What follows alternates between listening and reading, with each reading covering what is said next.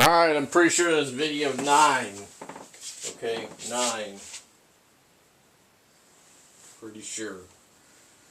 Coming back at you here. I'm showing you everything that is in this rucksack.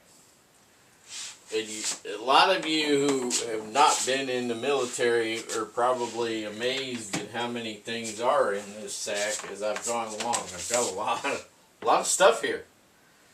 Okay, so I wasn't kidding on that 70 pounds.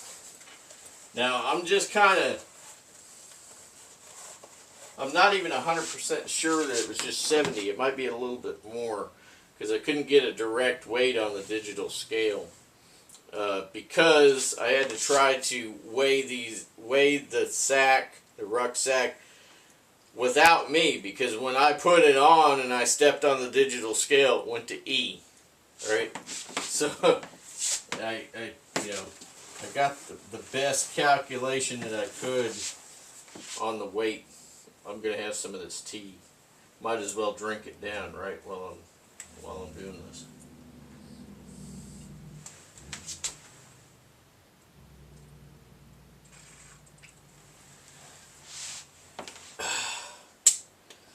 Alright, so I've got, these are clear, these are clear, these are clear, the top is clear of the insulating poncho liner. There's tea bags over there. Alright, so I'm going to go ahead and turn this around. Now, a lot of guys call this back here, they call it the front. I've never understood that. I've always called this the back of the ruck. Front, back, right? Front, back. Anyway, let's move this around. I added a compression strap here. It goes through that webbing. There's a ladder lock buckle over there that's attached to the frame, and I could pull that compression strap on both sides if I want. Alright, that goes through the natural Alice webbing that's on the rucksack. Okay, so that goes through there, goes through the webbing on this pocket, goes through the webbing on the center pocket, the other pocket, and the webbing on the other side, and there's another ladder lock buckle attached to the bottom of the frame on the other side, so I could grab them, knee, and I could tighten it up. Alright? It's in coyote brown because I don't know where my olive green is. Alright, so since we've turned this around, okay, those rubber bands back up here where they belong. Alright, I'm going to turn this around. And you guys will see I've got tiger stripe pouches all on the back. 1, 2, 3, 4. Right? And I got that sausage roll on the bottom. Alright? And then of course I've got the 3 regular pouches. And then I've got this scrim, this netting 3D camouflage type setup here. And then right here is where I've got my roll, right? So this particular piece here is attached on the webbing, and it is designed to hold a poncho liner, and so forth. You know, this is from 1967, 1968 Vietnam.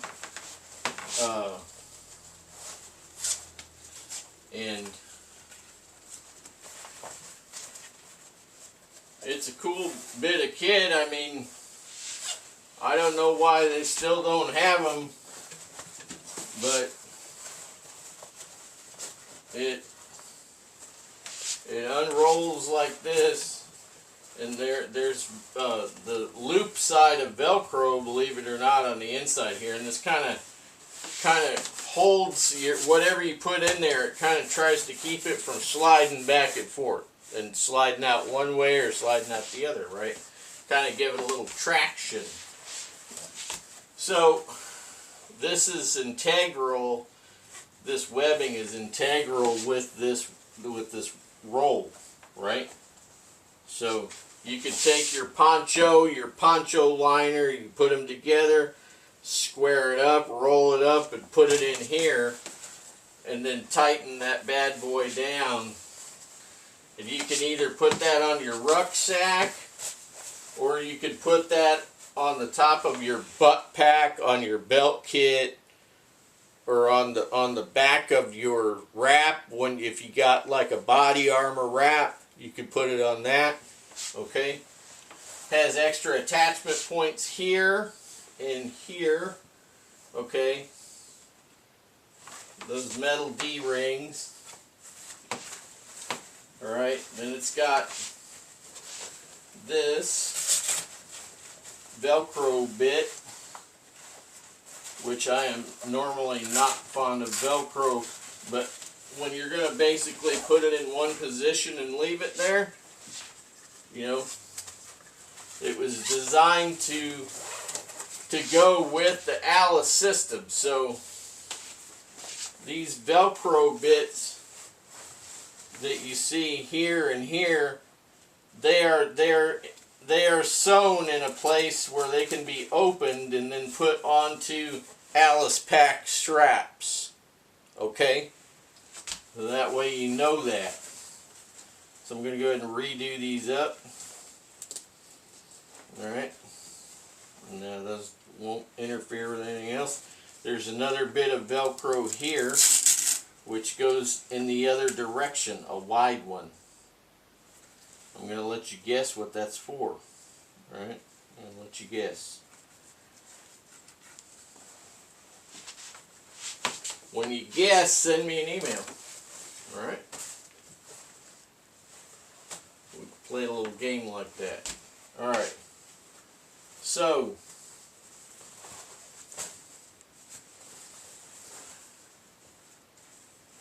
I was thinking that this has something printed on there, but I don't think I see it. Anyway, like I said, these were 67, 68. I'm not gonna be able to reattach that right now. I'm just gonna let that go because time is precious. So, guys, get one of those. Good for you.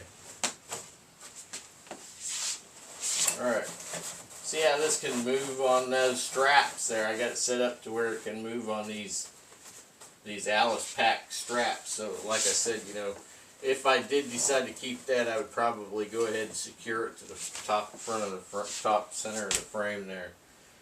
Alright, this one I did a conversion a long time ago to side release buckles. Alright, get this out of here. This is stuck underneath my compression strap on each side. And it is also stuck underneath my Alice pack straps here and here.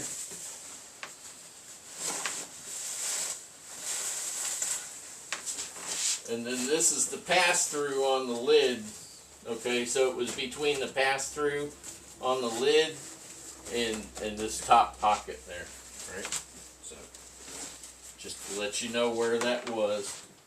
Alright, I'm going to go ahead and show you that this bottom pocket is attached to the straps, right? The Alice pack straps. So as I told you, I converted these a long time ago. And I am the first person that I know of that has always told people, keep your original steel ladder lock buckles. Just add on some 1-inch webbing. Okay, just add that on there. Sew it in place. And then put your buckle. And then that way, if some wood there. It's from the weeds. Alright. Gonna put that out the side. Don't want to splinter later, right? So, anyway, yeah. So,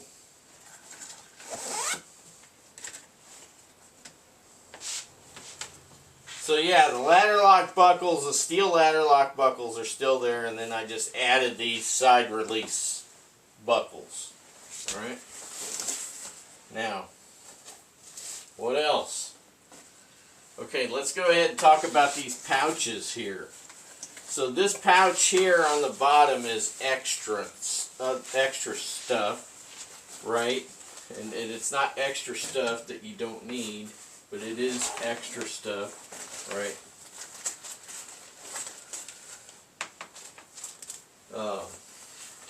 This is your crap kit, okay?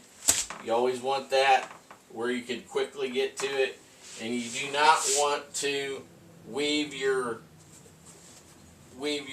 paracord zip things here together, because you want to get to that quickly, right? In case you really got a honking crap coming on, you want to get that quickly. You always want to get your crap kit quickly. Alright. This is coyote brown on one side, olive green on the other. Throw this over here, we're going to get to it in a bit. Alright. So, what else we got in here? Okay, this is a paracord kit that I had decided that I was going to put together. So this is like 1/8 inch, not paracord, bungee. This is 1/8 inch coyote brown bungee and hooks. So this is a kit that I put together here, and I was going to go ahead and actually put this together out in the field for my tarp. I do have bungees and whatnot already for the tarp, which I used, but this was going to be a special one just for one single tarp, and it was, you know, always going to be with that. So this was just like an extra project. I didn't do any extra projects because I was all tuckered out. So there you go. So you guys can get more videos later. Alright. Next.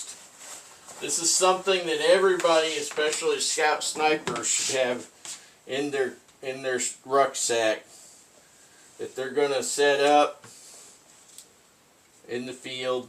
There's a NATO Baco Laplander saw, and there's a set, and this is to silence things, right? This old sock. Smart wool, I think. I think this is a smart wool sock. I only got one pair of these, and I never got no more because they weren't any good. Dumb wool. Smart wool, I never could get warm feet. They were terrible. So I relegated them to other duties. So this is a set of pruners. Alright. Garden pruners. This is good. That have been camouflaged, by the way. These are good for clipping little pieces here and there when you're setting up your hide site or your LPOP, right? So you're going to clip stuff.